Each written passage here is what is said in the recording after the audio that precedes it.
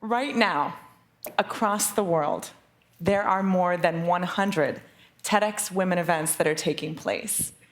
They are taking the talks and the ideas and the impact of this event, and they're amplifying it across more than 100 rooms, across thousands of attendees.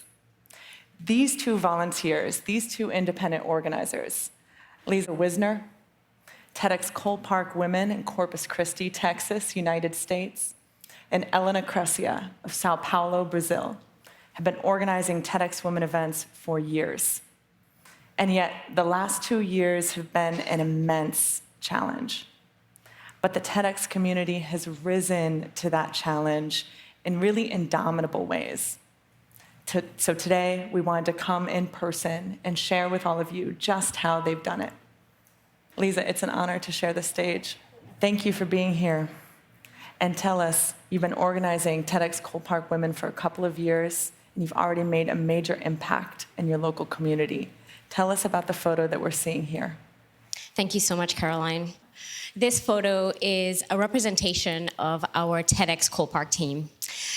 You know, our team put together in 2020 a large-scale virtual TEDx event, if you can believe that, in 2020. And what I remember is that our entire team, even today, we still have not met in person. You know, along with the rest of the world, moving to a fully virtual event was an ordeal. It was difficult during this COVID-19 pandemic. But what I remember is walking into Zoom rooms, right? Stepping into these Zoom rooms, meeting strangers, and realizing that I was building a team of people who were able to come together and build a community of people who loved to work together and build these virtual friendships together. In fact, our entire team is made up of new organizers of TED that I had never met before. This was unbelievable for me as a TEDx organizer. And so this photo that you're seeing is a photo of TEDx organizers. But ultimately, this is a representation of the gratitude for virtual friendships, but most importantly, the resilience to keep going no matter what. Thank you so much, Caroline. Thank you, Liza.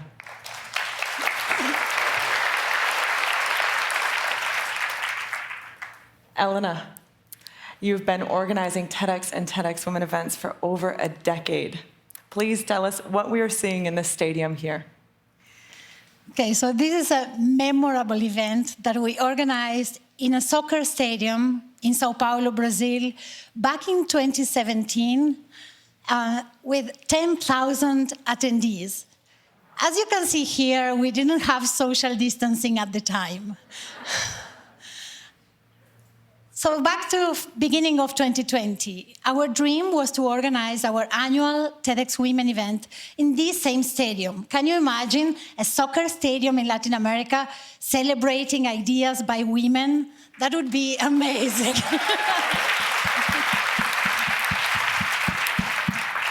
But then we all know what happened, and this was not an option.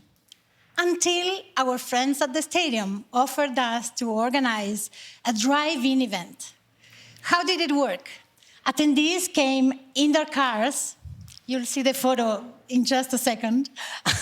Yeah, attendees came in their cars. They parked in the soccer field on the grass.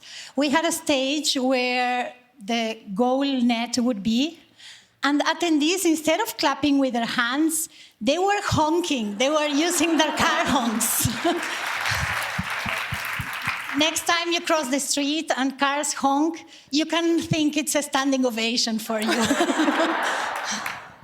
One thing is for sure, it's not about the size of an event.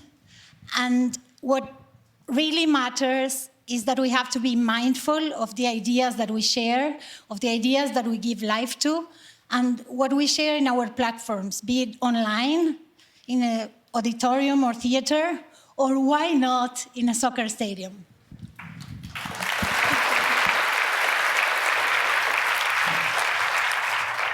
Thank you both for showing us how to keep going no matter what.